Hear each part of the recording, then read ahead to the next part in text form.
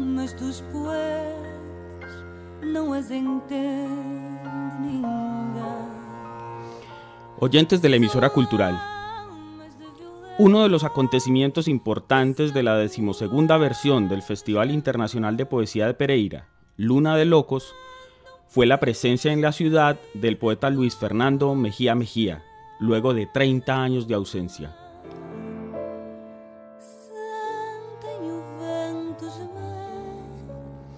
Mejía es uno de nuestros referentes literarios y su obra poética goza de reconocimiento a nivel nacional e internacional. En España, por ejemplo, su libro Manuscritos de Lucio Malco le valió el Premio Internacional de Poesía Rosa de Oro en 1979.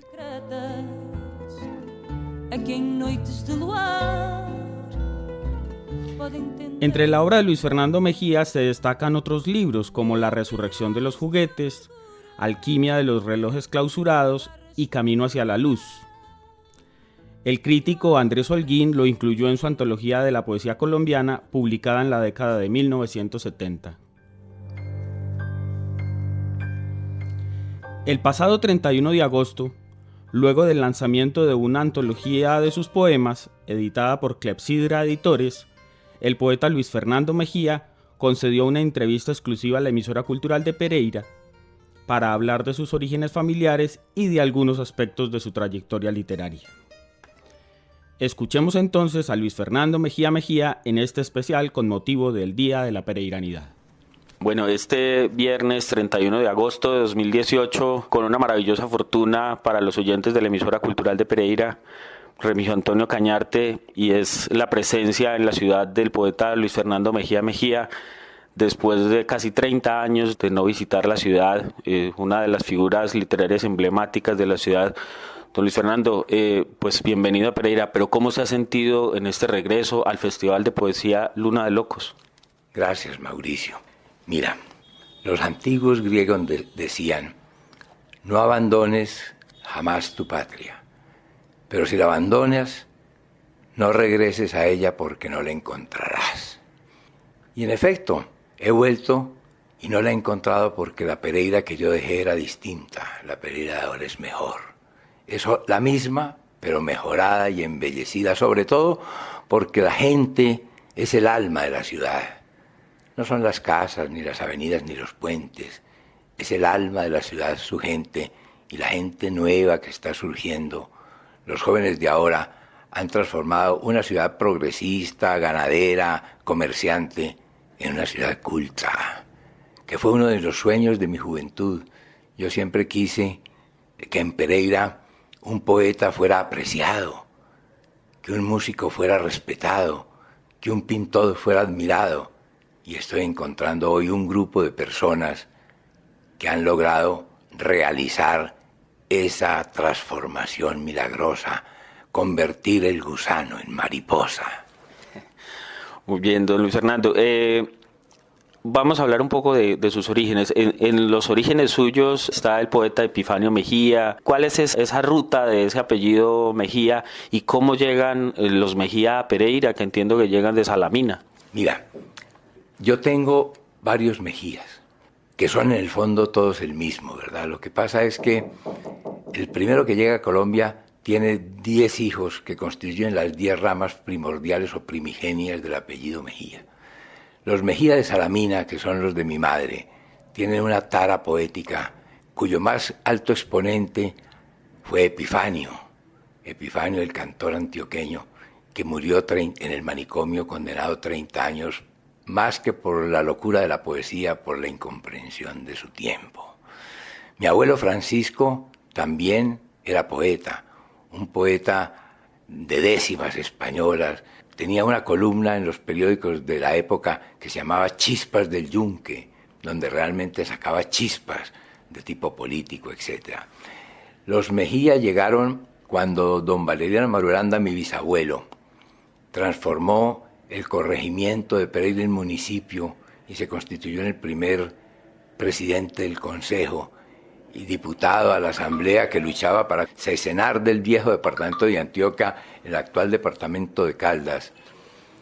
Había pocas personas letradas, para poder administrar el municipio naciente.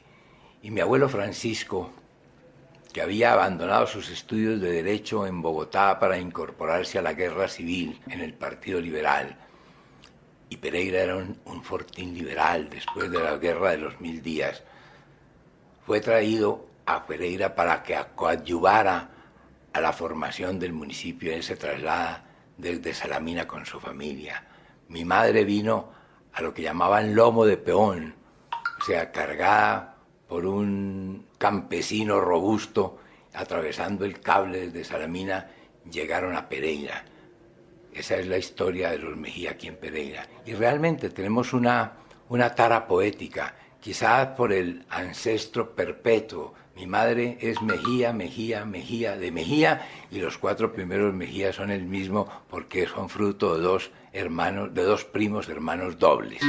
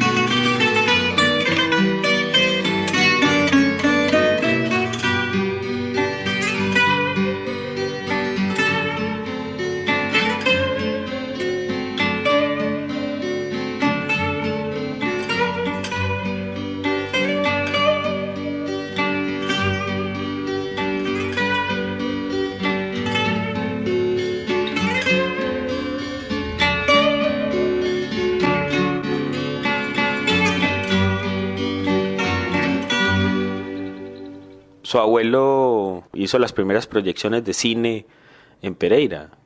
Ah, sí, organizaron una película que se llamaba Nido de Cóndores. Mi abuelo Juan de Dios, ya por el lado de mi padre, fue el primero que trajo bicicleta a Pereira. La primera bicicleta a Pereira, que eran las bicicletas viejas, de una rueda grande y una rueda pequeña. Y también aquí gestionaron. Mis tías también tocaban tiple, tocaban guitarra, tocaban violín. Era una pequeña orquesta familiar. Siempre ha habido, por el lado de la familia de los Mejía, de mi padre, también cierta tendencia artística. Ahora, la parte pionera, la parte emprendedora viene por la parte marulanda.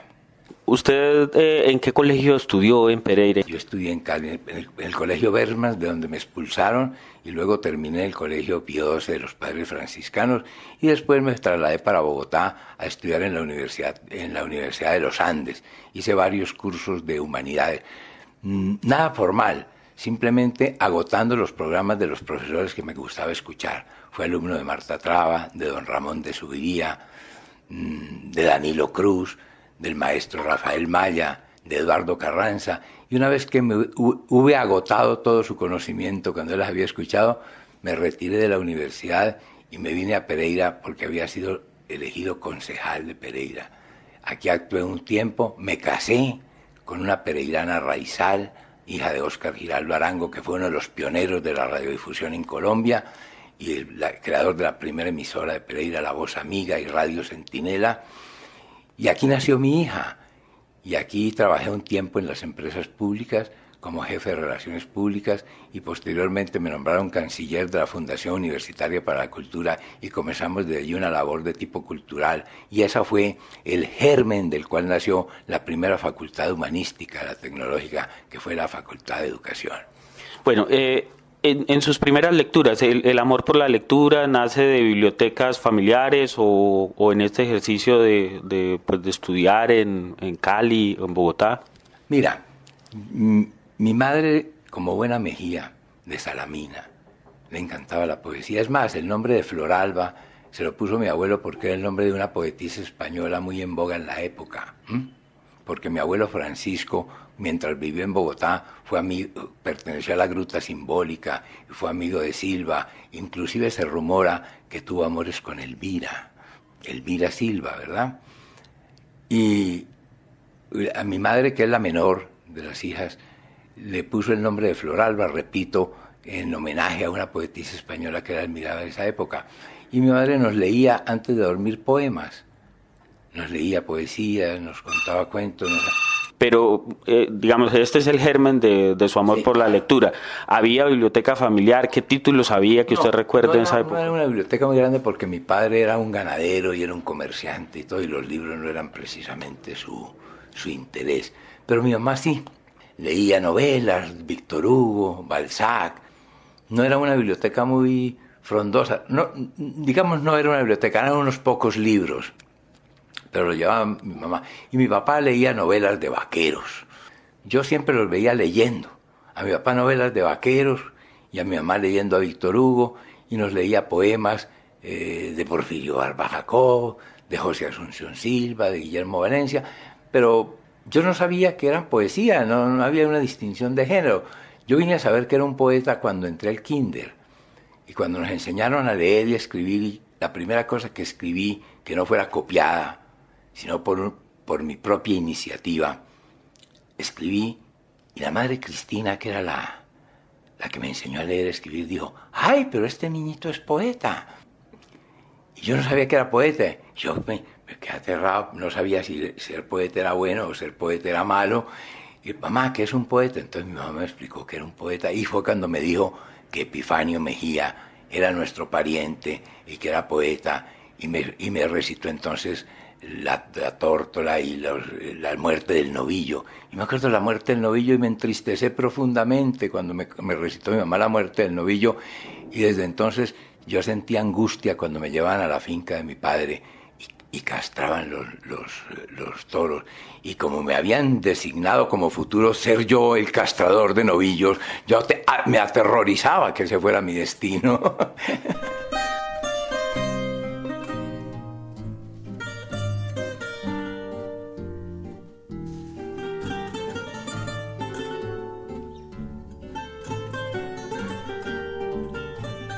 Acordem os fadistas, que eu quero ouvir o fado, pelas sombras da moirama, pelas brumas dessa alfama, pelo bairro alto amado. Acordem as guitarras, até que mãos amigas, com a graça que nos preza, desfiem numa reza os aros de cantigas do fado. retalhos de vida, umbrais de passado, de porta corrida, são as inocentes que embargam a voz nas almas dos crentes que rezam por nós. Acordem as vielas aonde o fado mora, e há cantar de beijos em marchas de desejos que vão pela rua fora. Acordem as tabernas até que o fado canta em doce nostalgia aquela melodia que tanto nos encanta. Cantigas do fado, retalhos de vida, umbrais de passado, de porta corrida, são as inocentes que embargam a voz das almas dos crentes que rezam por nós.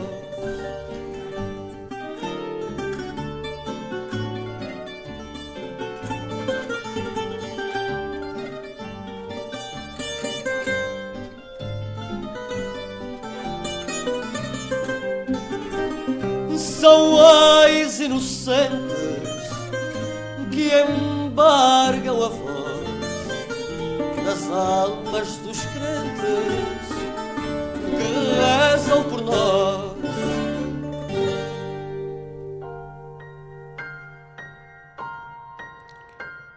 Continuamos en la emisora cultural de Pereira, en este especial del Día de la Pereiranidad, en el que estamos compartiendo con ustedes la entrevista que el poeta pereirano Luis Fernando Mejía Mejía diera a la emisora en su retorno a la ciudad con motivo del Festival Internacional de Poesía.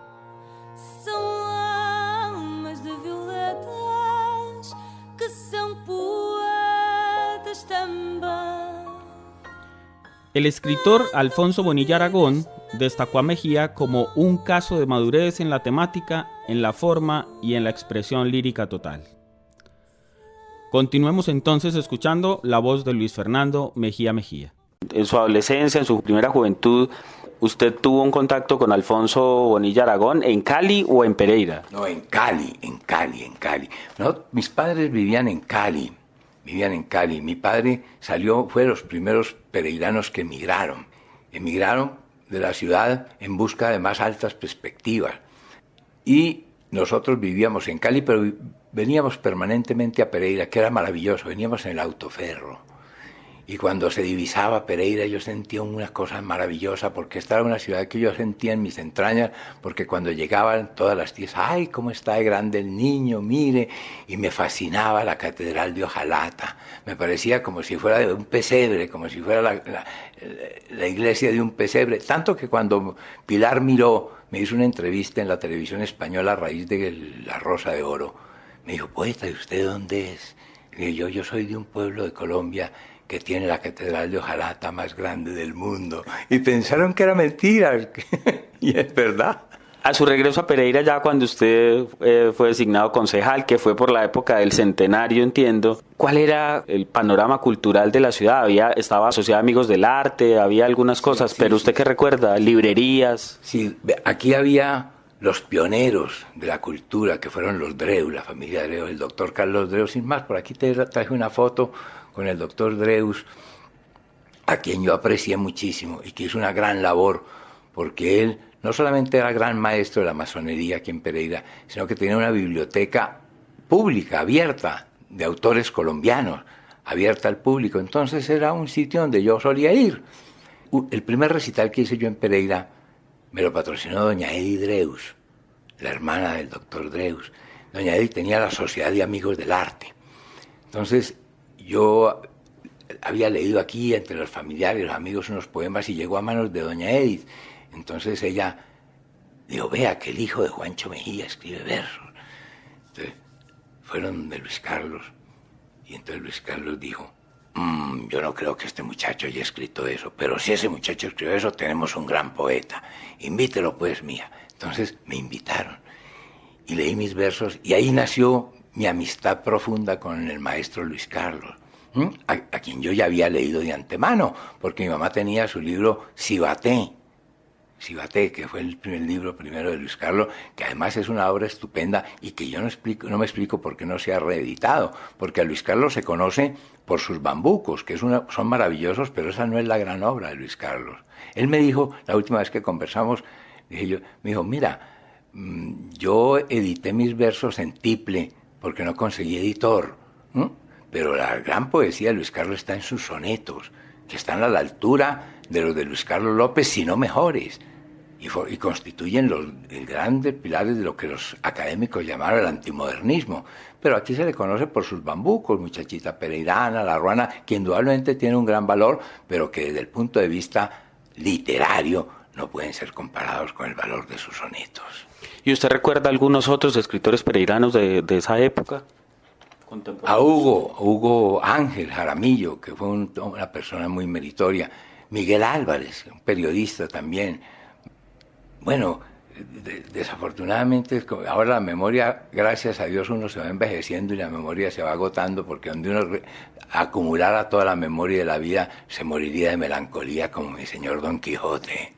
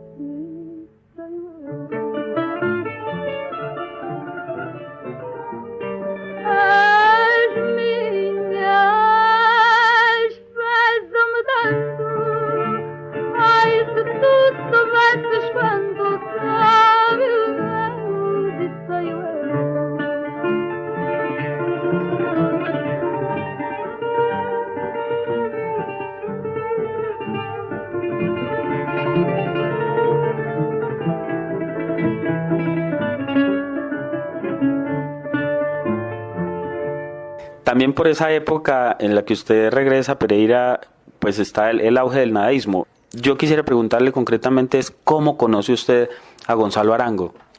Mire, yo conocí a Gonzalo Arango cuando llegó a Cali a reclutar personas. Ahí conocí a J. Mario, a Eduardito Escobar, a Gonzalo y a Elmo Valencia, el monje loco. Gonzalo fue un profeta. Gonzalo nació en el 31 y yo en el 41, o sea, Gonzalo era 10 años mayor que yo. Y en ese momento de la adolescencia, 10 años era una distancia muy grande. Posteriormente la vida va igualando a las personas, pero en la época de la juventud 10 años es una distancia muy grande. Entonces ya Gonzalo era una persona mayor. Pero realmente Gonzalo era un discípulo del maestro Fernando González, que fue el verdadero precursor de todo ese movimiento renovador. Él llegó a Cali reuniéndose con personas inquietas, con muchachos que tuvieran inquietudes, y ahí estuve yo. ¿Por qué? Porque yo me reunía en la librería Bonar con Leonel Brand, un poeta revolucionario que desafortunadamente en aras de su idealismo resolvió irse a la guerrilla y lo mataron. Por eso yo digo que el día que cambien las estatuas veremos en bronce la efigie del poeta Leonel Brand. Sí, y ahí lo conocí. Entonces ahí se redactó el manifiesto nadista que yo no quise firmar, es más. Por eso yo nunca me afilié al movimiento como tal. Yo fui amigo y sigo siendo amigo. Claro que hace años ya no los veo por mi retiro, pero amigo de todos, ¿verdad? Y sobre todo quise mucho a Gonzalo. Lo enterramos con un ramillete de flores que mi esposa le puso en el cajón, sí. Y no formé parte, primero porque no participaba de la quema de los libros, ¿no? Ni del rechazo de los viejos poetas, ni eso me parecía pues una pose irreverente que no se justificaba. Y segundo porque el buscar esos ismos de meter frases en un sombrero, de escribir cosas para escandalizar señores burgueses, tal. No, yo sentía que la poesía es un padecimiento y una agonía y al mismo tiempo una liberación. Y no se puede jugar con ella, ni para hacer política, ni para hacer malabarismos. Pero, ¿le aportó algo el nadaísmo a su experiencia poética? Sí, claro que me aportó mucho, claro, me aportó mucho. ¿Eh? Me aportó el conocer la otra visión, ¿verdad? Que me acercara al dadaísmo, que me acercara a Huidobro, que me acercara a los vanguardistas de la época, y que desde allí respirara los aires que me beneficiaran para renovar un poco el idioma. Pero indudablemente yo no pertenezco a ninguna escuela. Yo siempre dije que a mí me chocan mucho los poetas en pandilla y que las epidemias y las academias libres, no señor. Usted hablaba hace un rato que había tenido como profesor a Eduardo Carranza. Sí. Hay una beta, digamos, que se advierte en su poesía, que es la influencia de la poesía española. Otra, pues, Whitman un poco y César Vallejo. Sí. Esas son como tres. ¿Qué otras influencias o lecturas tiene usted? Es difícil reconocer en sí mismo las influencias, ¿verdad? Es difícil, aunque todos tenemos influencias, porque formamos parte de un devenir, no somos individuos independientes ni nada, pero la poesía española, claro, influyó sobre mí, especialmente los clásicos, pero ya renovados, ¿no? La gente habla de Vallejo, habla de Neruda, pero no se acuerdan de Calderón, ¿eh? Y de los clásicos españoles, que yo fui un apasionado lector de los clásicos. Lo que pasa es que los poetas jóvenes guardando las proporciones, eran la misma beta con el idioma de la época, ¿verdad? Y entonces, indudablemente, ellos eran los que estremecían mi corazón, especialmente Vallejo, ¿no? Vallejo fue un latigazo para mi espíritu, ¿eh? Ese era un cholo inmenso. Yo tengo ahí unos poemas a Vallejo, ¿verdad? Ese me estremeció profundamente. Los Heraldos Negros es indudablemente uno de los libros más importantes del idioma castellano, ¿sí? Y entre los poetas colombianos, pues yo realmente del maestro Eduardo fui amigo de él. Es más, aquí lo invité varias veces, estuve en mi casa. Fuimos amigos guardando las proporciones y distancias que nos separaban en aquel entonces, que él ya era un poeta consagrado. Yo era un joven novel poeta con 1 o 2 libritos publicados apenas, menor de 30 años, y él ya era un poeta pues consagrado y demás. Pero era un hombre maravilloso, sobre todo vivía en función de poesía, hablaba en verso.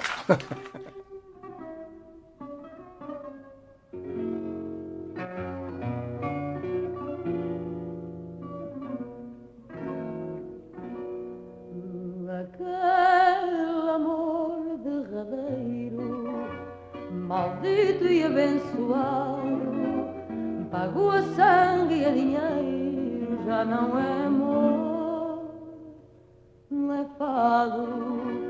Quando o ciúme é tão forte que ao próprio bem desejado só tem ódio da morte, já não é ciúme, levado.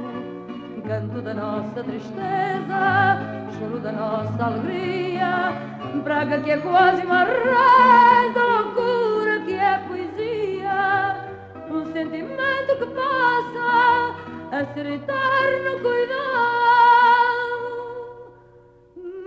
e razão de uma desgraça, e assim tem de ser levado o remorso de quem sente que se voltasse ao passado pecaria novamente, já não é remorso, levado. E esta saudade de agora, não de algum bem acabado, mas das saudades de outrora, já não é saudade, levado. Canto da nossa tristeza, choro da nossa alegria, praga que é quase uma reza, loucura que é poesia, um sentimento que passa a ser eterno cuidado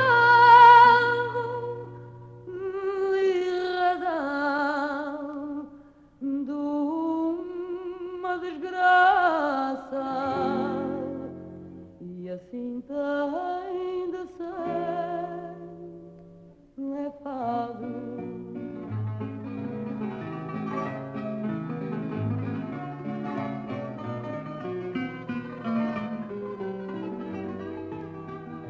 Um sentimento que passa a ser eterno cuidado e razão de uma desgraça,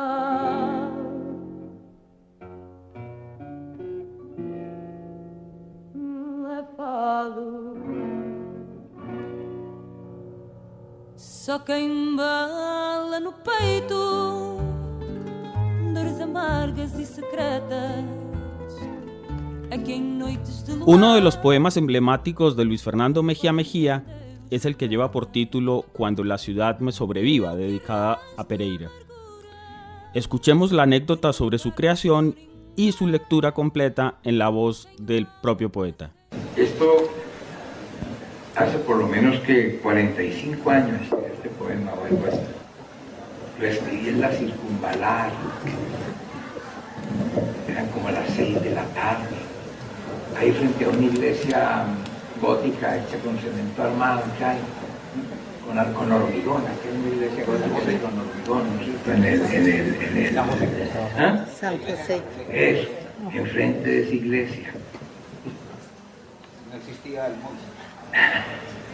Me senté, ya la ciudad se veía al fondo, era esa hora imprecisa en que los pájaros invaden de ceniza los tejados del alba a las 6 de la tarde, ¿verdad?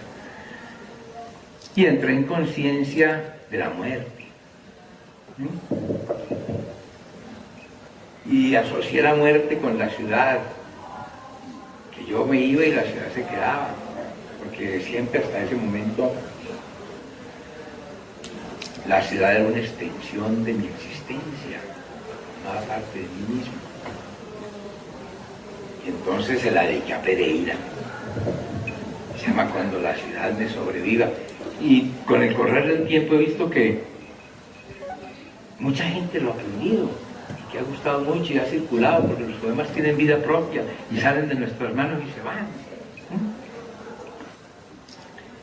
Cuando la ciudad me sobreviva, para olvidarse de mi nombre, La llamaré desde el fondo de la tierra con mi voz de raíces. Serán de tierra mis palabras. Recogeré mi cuota de sangre entre los árboles. Me improvisaré de viento, de silencio horizontal a las 6 de la tarde. Renegaré mi muerte, me negaré a olvidarme. Gritaré mi silencio entre los ruidos de las fábricas. Me levantaré a recoger la angustia de los domingos de lluvia y los años que pasaban buscándome entre los niños del parque. Exigiré que me devuelvan los días perdidos y las noches perdidas y los besos perdidos y el Dios que asesinaron entre las bibliotecas y las aulas. Cuando me niegue sus calles, nadie podrá imponerme una muerte que yo no escogí nunca. Continuaré negándome a negarme. En mis palabras de lodo reventarán las flores. Mi garganta se hará de raíces que arañen la lluvia.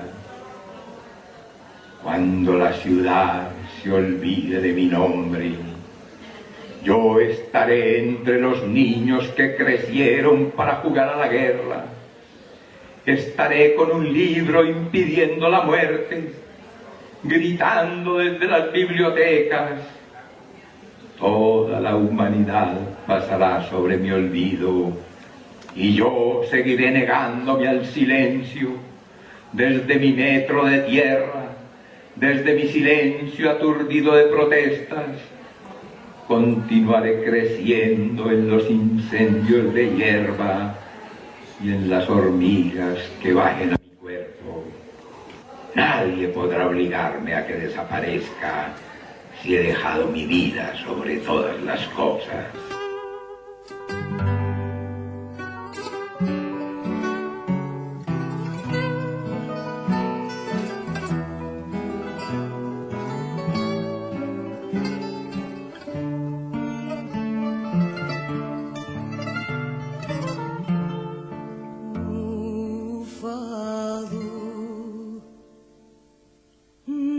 Nasceu dia, quando o vento mal volia e o céu mar prolongava.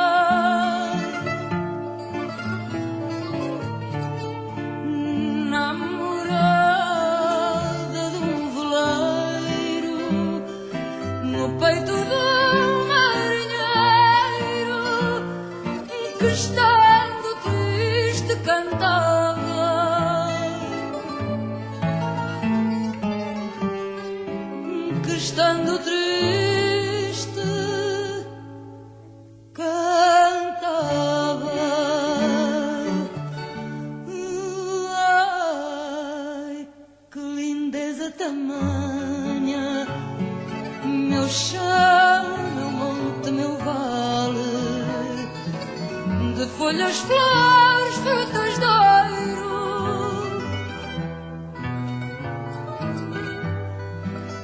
Vê-se vês terras de Espanha, areias de Portugal, olhar ceguinho de choro.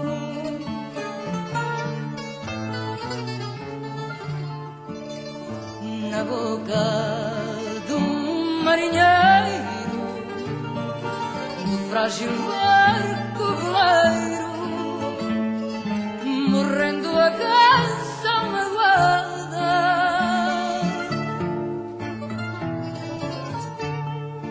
Diz o pungir dos desejos, do lábio a queimar de beijos, que vejo nada,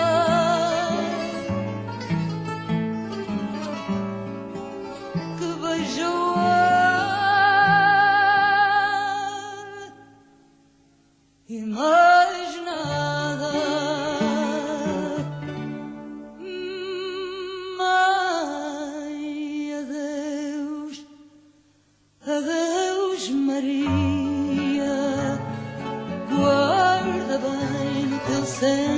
querido, que aqui te faço uma jura,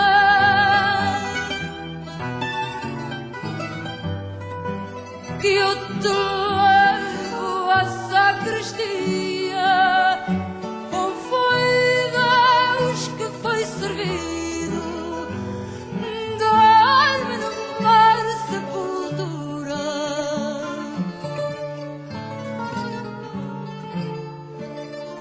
Voreis que embora outro dia, quando o vento não engolia e o céu mar prolongava,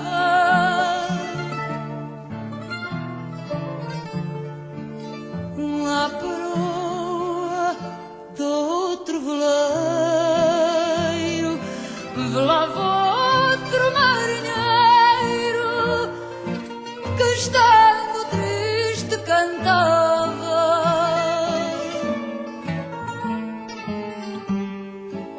que estando triste cantava.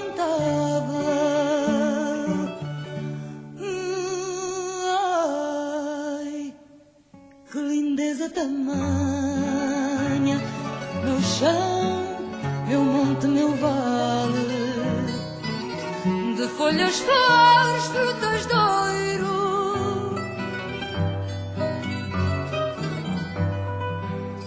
vê se vês terras de Espanha, areias de Portugal, olhar ceguinho de choro. Usted tuvo dos reconocimientos, o ha tenido dos reconocimientos literarios, dos premios, pero el primero fue en 1963, el Premio Nacional de Poesía Violeta de Oro. ¿Cómo fue toda la experiencia de ese premio? Mira, yo en unas fiestas de Pereira escribí Las Bienaventuranzas, estremecido por el verbo de Whitman. Lo había leído traducido por León Felipe, que recomiendo a los oyentes que cuando lean a Whitman busquen la traducción de León Felipe, porque existen varias traducciones. Yo he leído varias, no sé si todas, pero he tratado de leerlas más que pueda. Pero de todas, la de León Felipe es la que más estremecedora, ¿verdad? Y estaba viviendo una agonía tremenda, todas esas angustias de la pubertad, de la primera juventud, y escribí Las Bienaventuranzas. Pero como yo escribo a mano, fui a Cali donde una amiga que me los pasara limpio, a máquina, y ella cogió y los envió a un concurso nacional de poesía que se celebraba en Manizales. Y en ese entonces Manizales era el parámetro intelectual de Colombia, era la ciudad culta por excelencia, donde estaban los grandes poetas, eran las épocas de Gilberto Alzate Avendaño, la época de Fernando Londoño y Londoño, la época del maestro Adel López Gómez, o sea, eran los intelectuales valiosos y de peso del país, vivían en Manizales, y el concurso literario nacional que se hacía en Manizales era muy apetecido porque era la Violeta de Oro. Entonces, esta señora mandó mi poema Las Bienaventuranzas al concurso. Es más, ella escogió el seudónimo, un seudónimo bastante femenino que se llamaba Bruno Blanco. Yo no sabía, ella lo hizo sin consultarme. Y cuando llego un día a su casa me dice, bueno, te tienes que ir para Manizales porque te ganaste el Premio Nacional de Poesía. ¿Cómo así? ¿Ah? Y me vine, y la gran sorpresa en Manizales es que llegó un muchacho imberbe. Y estaban esperando un poeta por la calidad del poema, porque era un poema whitmaniano, un poema de gran aliento, ¿verdad? Entonces esperaban, y en ese momento la juventud, los muchachos eran los inicios del nadaísmo, estaban los balbuceos de palabras, bueno, entonces fue la gran sorpresa, y eso causó una pequeña conmoción. Claro que aquí en Colombia nunca un premio de poesía ha conmocionado nada, pero me dedicaron un suplemento en El Tiempo, otro en El Espectador, otro en La Patria, y eso era un acontecimiento maravilloso, porque era un niño poeta. Y alguien dijo, a los 18 años nadie es un genio, si mucho, un niño prodigio. Bueno, y viene el otro premio, que es un premio internacional, la Rosa de Oro con los manuscritos de Lucio Malco. A ese sí es un premio muy importante. Voy a decirte por qué. Primero, Los requisitos son ser mayor de 40 años y tener por lo menos un libro publicado. Para escritores de lengua castellana de cualquier nacionalidad, porque es internacional. Te dan una Rosa de Oro, que es una joya hecha por uno de los mejores joyeros españoles, y te incluyen en la colección Rosalía de Castro y quedas incluido necesariamente en los textos donde se enseña castellano en la Comunidad Europea. O sea, te catalogan al lado de los grandes maestros. Ese es el mayor reconocimiento. Y un dinero, y unos libros, obviamente, ¿no? Ese libro, eso constituyó para mí una gran satisfacción, una gran emoción, ¿no? Ese premio fue en el 1979, creo que fue que me gané ese premio. En el 79, sí. Y el premio Bernardo Arias Trujillo, que es anterior, anterior, eso sí en 1974. Sí, eso fue el gobernador del departamento, ¿no? Como un reconocimiento a la cultura. Yo renuncié al premio y se lo di a una familia pobre. Porque eso ya no era un reconocimiento literario, eso tenía connotaciones políticas.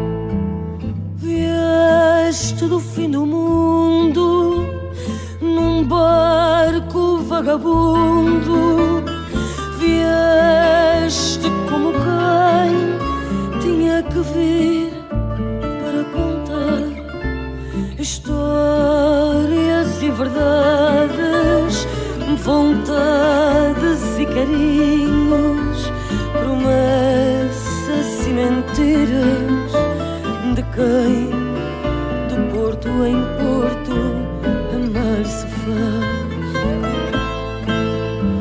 Vieste de repente de olhar tão meigo e cante, bebeste a celebrar a volta tua, tomaste-me em teus braços em marinheiros laços, tocaste no meu corpo uma canção que em vil magia me fez tua. Subiste para o quarto de andar tão mal e farto de beijos e de rum.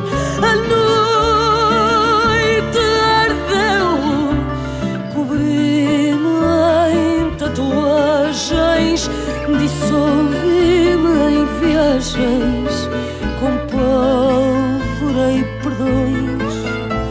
Tomaste o meu navio que agora é teu.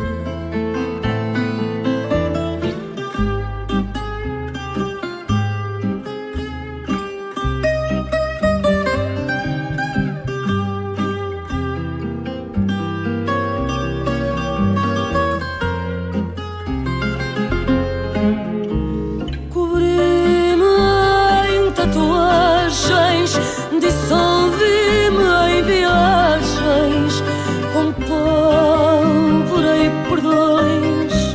Tomaste o meu navio que agora é teu. Cobri-me em tatuagens, dissolvi-me em viagens, com pólvora e perdões. Tomaste o meu navio que agora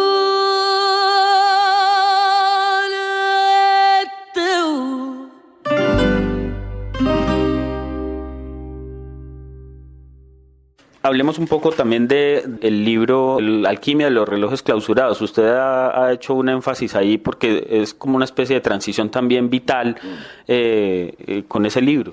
Sí, mira,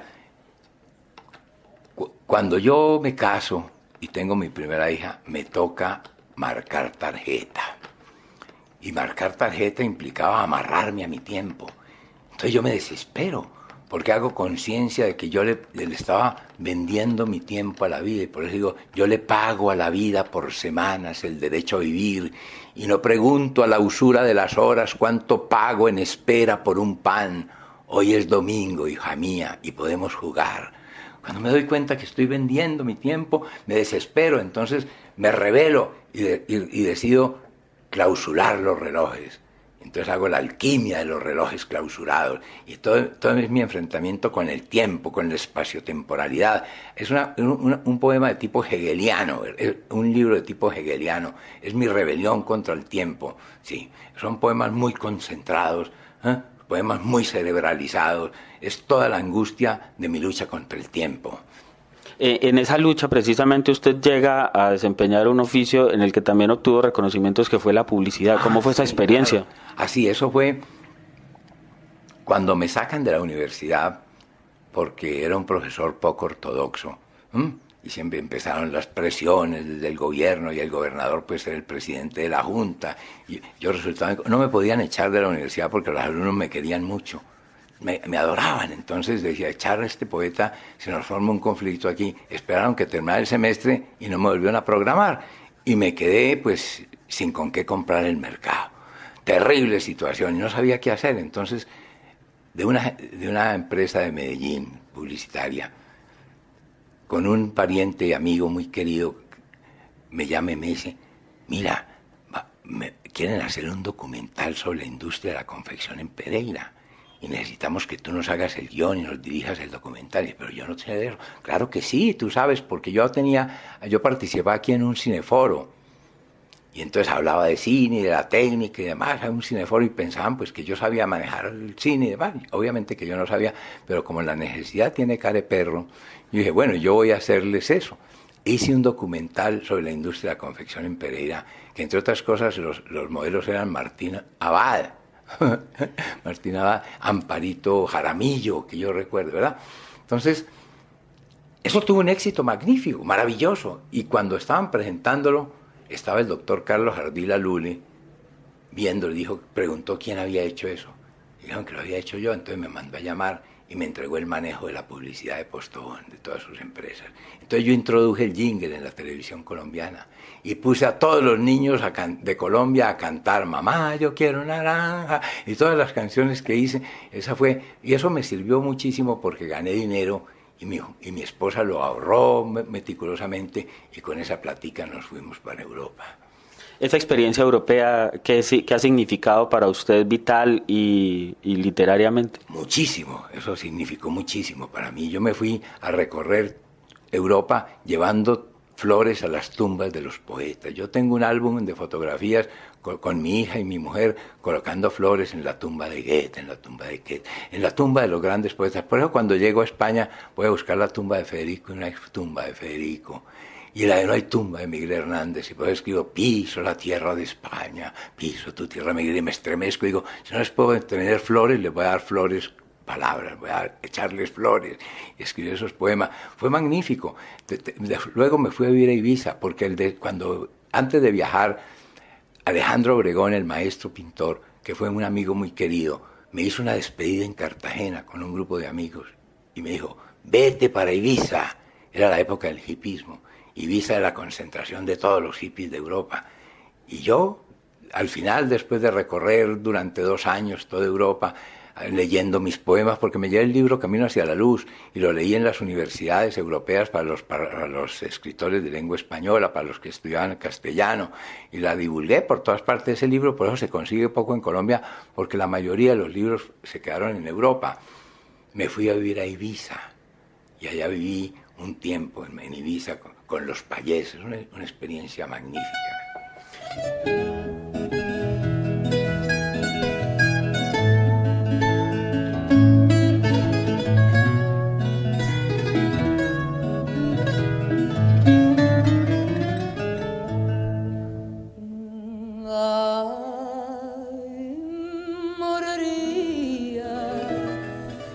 velha Rua da Palma, onde eu um dia deixei presa a minha alma, por ter passado mesmo ao meu lado certo fadista de cor morena, boca pequena e olhar trocista. Ai, moraria do homem do meu encanto, que me mentia, mas que eu adorava tanto. Amor que o vento como um lamento levou consigo, mas que ainda agora, ai, a toda hora trago comigo. Ai, moraria dos roxinóis nos beirais, dos vestidos cor-de-rosa, dos pregões tradicionais. Ai, moraria das procissões a passar, da severa e voz saudosa na guitarra a soluçar.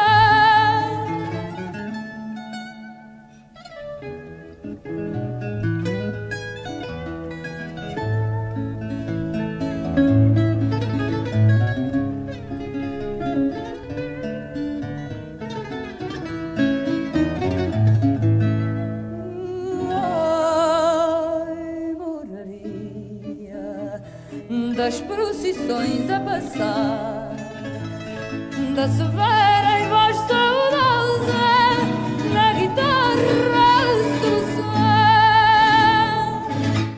Usted ahora está en Cartagena. ¿Qué está leyendo en Cartagena? ¿Cuáles son sus lecturas ahora? Yo estoy releyendo. Es muy poca la Murakami y unos que mi nieto me recomienda. Bueno, mire, venga, lea esto. Deje de releer los libros que ya ha leído, porque una de las maravillas de la madurez es que empieza uno a releer los libros que leyó en su juventud y los ve bajo otra perspectiva, ¿verdad? Entonces, más que todo releyendo y leyendo esos autores contemporáneos que mi nieto me recomienda, que son unos escritores japoneses de vanguardia, que son realmente maravillosos, ¿sí? Y ante todo yo estoy dedicado a la astrología. Tengo un telescopio semiprofesional y miro, observo las estrellas, hago cavilaciones y estoy escribiendo unos ensayos, cogitaciones en torno a los dioses, mirando toda la metáfora griega y haciendo una cartillita de la historia sinóptica de Colombia para dejársela como herencia a mi nieto, porque él que ha estudiado en distintos países conoce la historia universal, conoce mucho, pero conoce poco de la historia de Colombia, y entonces yo he querido dejarle una cartilla con una sinopsis de la historia de Colombia y otra para que se entretenga y mate su ocio y para que aprenda a descifrar los jeroglíficos egipcios. Bueno, Luis Fernando, pues muy agradable conversación alrededor de su vida, su obra. Realmente hay mucho por descubrir, pero lo que queríamos desde la emisora cultural era hacer una invitación a conocer mejor esa trayectoria, que además es una trayectoria de un poeta pereirano, que todavía tenemos mucho por descubrir en relación con la literatura en Pereira, y sobre todo su obra, que es tan significativa para la ciudad y sin duda para Colombia también. Pues su saludo para los oyentes de la emisora cultural de Pereira, Remigio Antonio Cañarte. Bueno, queridos amigos pereiranos, compañeros, estoy feliz de volver a la ciudad renovada, a la ciudad embellecida, a la ciudad culturizada. Que Dios los bendiga y agradezco mucho a mi querido amigo Mauricio, el poeta, por su entrevista y les deseo muchos éxitos.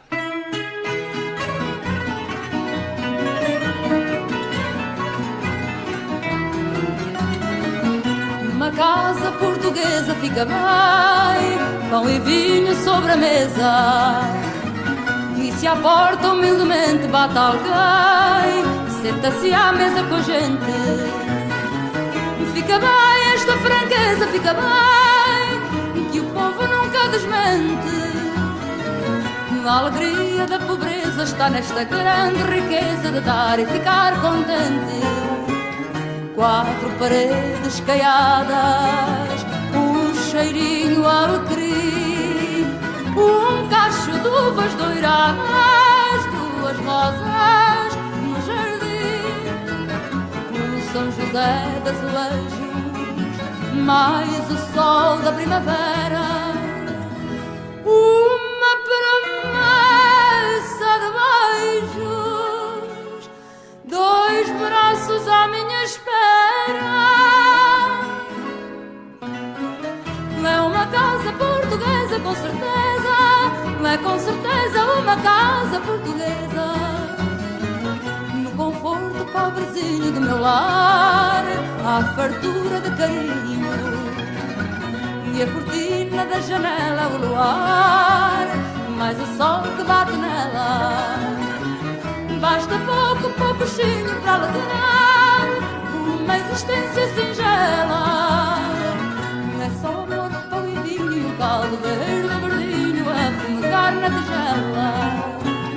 4 paredes caiadas, um cheirinho alecrim, um cacho de uvas doiradas, 2 rosas no jardim, São José das Azulejos, mais o sol da primavera, uma promessa de beijos, 2 braços à minha espera.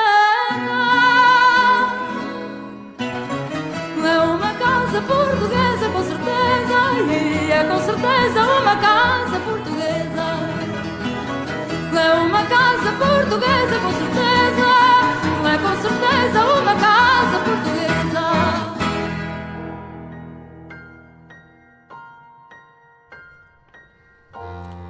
Y en esta forma concluimos este especial con motivo del Día de la Pereiranidad, en el que hemos escuchado la entrevista que el poeta Luis Fernando Mejía Mejía le concedió a la emisora cultural en agosto pasado. Este fue un programa realizado por Mauricio Ramírez Gómez con el apoyo técnico de Luzmeri Bermúdez Arboleda y la dirección de Diana Vega Baltán. Agradecemos su audiencia y nos escuchamos en una próxima oportunidad.